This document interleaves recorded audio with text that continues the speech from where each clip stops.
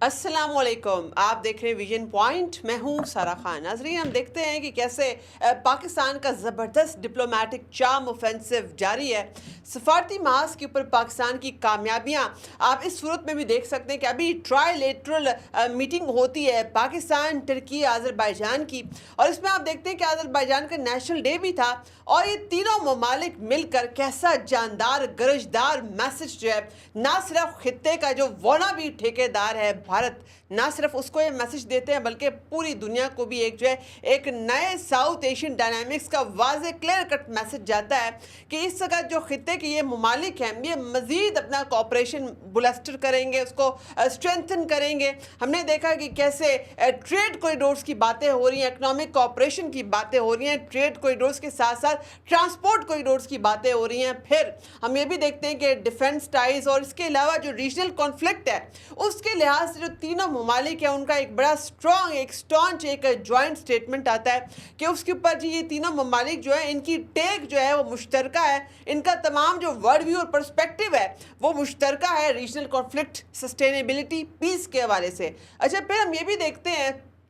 कि पाकिस्तान के जो दोस्त ममालिक हैं वो बबंगे दोल पाकिस्तान के साथ खड़े रहे। इस वक्त भी वो बाकायदा अपनी तमाम की तमाम जो सपोर्ट है उसके साथ पाकिस्तान को जो डिप्लोमेटिकली बड़ा सपोर्ट कर रहे हैं। मगर हम भारत को अगर देखें तो इस वक्त भारत हर गुजरते दिन के साथ तनहा होता जा रहा है। कुछ ऐसे फ्रंट है जो भारत ने खुद खोल लिए हैं, हालांकि वो फ्रंट उन ममालिक ने नहीं खोले, चूँकि हमने देखा फॉर एग्जाम्पल आज़रबाईजान, इसके खिलाफ महाज भारत ने खुद क्रिएट किया और एक ऐसा तासुर देने की कोशिश कर रहे हैं कि जी शायद हम लोग अगर जो है बाइकआउट करेंगे आज़रबाईजान का तो उसकी वजह से पता नहीं क्या हो जाएगा। फिर जो है तुर्की है उसको भी धमकियां लगा रहे हैं। सफारती ताल्लुक ईरान के साथ इनके मीडिया ने खुद खराब कर लिया, चूंकि हमने देखा किस तरीके से ईरानी वजीर खारजा की तौहीन लाइव टेलीविजन के अंदर जो है की जाती है। तो अब जब भारत ने एक तरफ जो है अमेरिका के खिलाफ भी मास्क खोला हुआ, डोनाल्ड ट्रंप सारा नजला अपनी शिकस्त का डोनाल्ड ट्रंप के ऊपर गिरा रहे हैं, और फिर हम ये भी देखते हैं कि कभी कभी जो है ऑन स्लॉट वेस्टर्न मीडिया उसके खिलाफ स्टार्ट हो जाता है कि मगरबी मीडिया को निशाना बनाते हैं तनकीद का, ये कहते हुए कि जी भारत के खिलाफ प्रोपेगेंडा किया जा रहा है, जबकि जो है वेस्टर्न मीडिया इसका सिर्फ हकाइक के ऊपर बात कर रहा है। पाकिस्तान ने तो किसी भी किस्म की कोई पेड पीआर कैंपेन नहीं की है, पाकिस्तान ने किसी लॉबिस्ट को हायर नहीं किया, चूंकि हकाइक बोलते हैं। और हम ये देखते हैं कि इसका तो मगरबी मीडिया जो है जितना ज़्यादा इन्वेस्टिगेटिव जर्नलिस्ट काम कर रहा है वहाँ पर, और चूंकि एक ऐसा दौर है कि सेटेलाइट इमेजरी के साथ साथ अब डिफेंस कॉरेस्पोंडेंट्स जो होते हैं पूरी दुनिया के, उन तक सारी की सारी रियल टाइम स्ट्रेटेजिक इंफॉर्मेशन उन पर आ रही होती है। तो ऐसे में झूठ बोलने की कोई जगह नहीं रहती, कोई गुंजाइश नहीं रहती। तो जैसे ही वो इंडियन सफ़ेद झूठ दुनिया के सामने लाए हैं किस तरीके से बदतरीन अस्करी जो शिकस्त होती है भारत को, जब ये हकाइक सामने लाते हैं तो हम देखते हैं भारतीय मीडिया, गोडी मीडिया, भारतीय इंटेलेक्चुअल्स उनका तमाम ऑन स्लॉट, उनका नज़ला जो है वो किस तरीके से मगरबी मीडिया के ऊपर भी गिरता है। तो अब हम देखते हैं कि भारतीय बयानिया अगर इसको आप समअप करें तो इसका भारतीय बयानिया झूठ है, प्रोपेगेंडा है, दगाबाजी है और सिर्फ फरेब है, इसके सिवा कुछ भी नहीं है। जबकि पाकिस्तान का बयानिया एविडेंसेस के साथ, डोजियर्स के साथ, क्रेडिबल इंफॉर्मेशन के साथ जो है पाकिस्तान अपना मुकदमा दुनिया के सामने पेश कर रहा है। पाकिस्तान के साथ उसके दोस्त ममालिक जो है वो बबंगे दोल उसके साथ खड़े हुए हैं, और उसके साथ हम ये भी देखते हैं कि पाकिस्तान को दुनिया सुन रही है।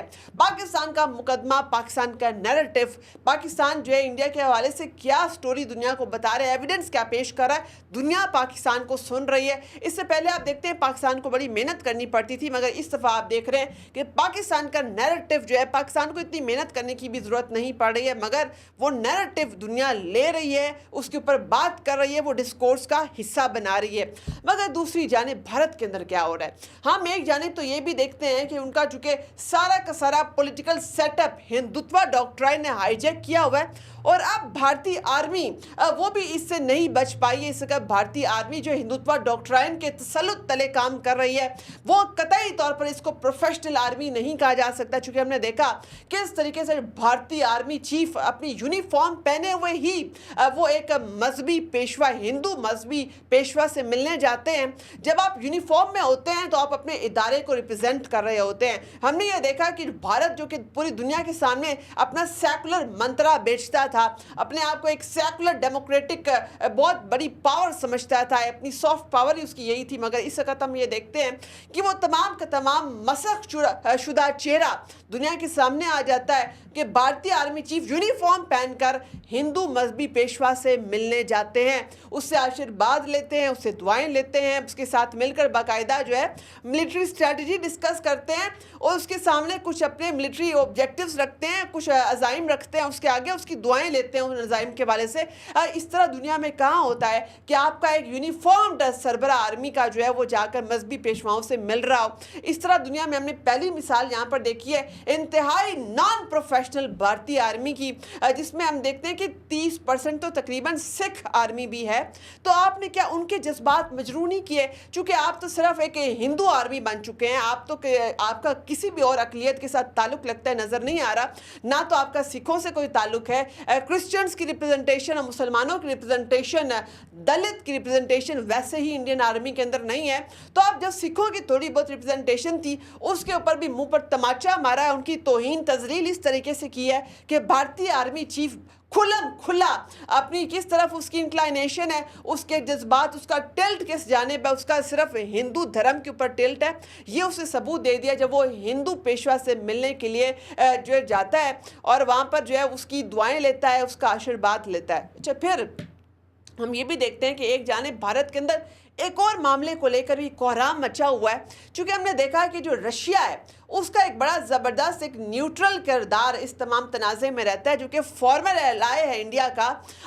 پہلے اس کی بڑی بڑی جو ڈیفنس اسپینڈنگ ہے, ڈیفنس امپورٹس ہیں, وہ بھی رشیا سے آ رہی ہوتی تھی. مگر اس بار ہم نے یہ دیکھا کہ اس کا سارا ٹلٹ چائنا کی جانب رہا, ماسکو کا. ماسکو جو ہے وہ چائنا کے ساتھ اپنی ڈیفنس اور انرجی ٹائز کو مزید اسٹرینتھن کر رہا ہے. اور اس کے ساتھ ساتھ یہ بھی ہم دیکھتے ہیں کہ یہ جو تمام تنازع پاکستان بھارت چل رہا ہے, اسی دوران ہی ایک بڑی شاندار ڈیولپمنٹ ہوتی ہے کہ ماسکو پاکستان کے ساتھ سٹیل کوآپریشن کو ریوائیو کرنے کے لیے جو عملی اقدامات کرتے ہیں. باقاعدہ معاہدہ جو ہے طے پا گیا ہے, پاکستان اور رشیا جو ہے آپریشنلائز اور ماڈرنائز کریں گے پاکستان سٹیل ملز کو. اور اس حوالے سے جو پاکستان کے ایسٹیمیٹڈ 1.4 بلین کے ٹنز کے جو آئرن اور کے ریزروز ہیں ان کو یوٹیلائز کیا جائے گا, اور تقریباً جو ہے 700 ایکڑ پاکستان سٹیل مل کا ایریا جو ہے اس پروجیکٹ کے لیے, یہ جو نئی سٹیل فیسلٹی لگ رہی ہے رشیا کے تعاون سے, اس کو یوٹیلائز کیا جائے گا. 19,000 ایکڑ پہلے جو ہے وہ رقبہ ہے پاکستان سٹیل مل کا, اس میں سے جو 700 ایکڑ ہے یہ نئے منصوبے پہ لگے گا.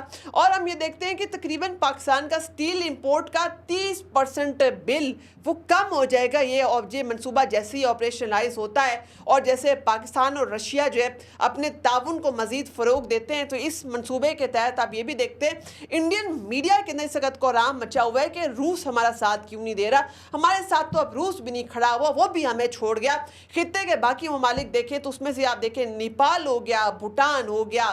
سری لنکا ہو گیا, بنگلہ دیش ہو گیا, کوئی ایک بھی ملک ہو جائے جو کہ بھارت کے ساتھ کھڑا ہوا ہو, کوئی ایک بھی نہیں کھڑا ہوا. ایک بھی سٹیٹمنٹ بھارت کے لیے حق میں نہیں آیا. اور پھر اس کا پرانا دوست ماسکو جو ہے وہ بھی قطعی طور پر کوئی سٹیٹمنٹ دینے کو تیار نہیں ہے. پھر اب جو ہے باقاعدہ پاکستان کے ساتھ انہوں نے اپنا اکنامک کوآپریشن مزید مضبوط کرنے کا اندیا دیتے ہوئے اس منصوبے کو جو آگے بڑھانے کے اوپر کام شروع کر دیا ہے. اور پھر ایک اور جو مار پڑتی ہے بھارت کو, وہ پڑتی ہے چائنا سے. ہم نے یہ دیکھا ہے کہ ministry of external affairs Bharat کی وہ بار بار یہ بیانات دیتی ہے کہ اس وقت جو سندھ طاس منصوبہ ہے,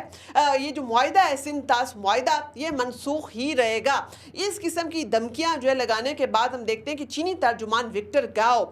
وہ پاکستانی اسٹیٹ براڈ کاسٹر کے اوپر باقاعدہ بیٹھ کر کیا بات کرتے ہیں. وہ یہ کہتے ہیں کہ اس وقت پاکستان, چین اور بھارت کو نئے آبی معاہدوں کی ضرورت ہے. اس کی گارنٹی, اس کی ضمانت خود چین دے گا, چونکہ یہ تمام جو ریورس اس خطے میں بیٹھتے ہیں, سب کانٹیننٹ کے اندر جو بہتے ہیں, ان کا اوریجن چین ہی ہے, چین سے یہ بہتے ہیں. تو چین اس کی ضمانت دے سکتا ہے, چین ہی گارنٹی دے سکتا ہے. اور چین جو ہے قطعی طور پر کسی بھی ملک کو یہ اجازت نہیں دے گا خطے کے اندر کہ وہ کسی لوئر آپیرین ملک کی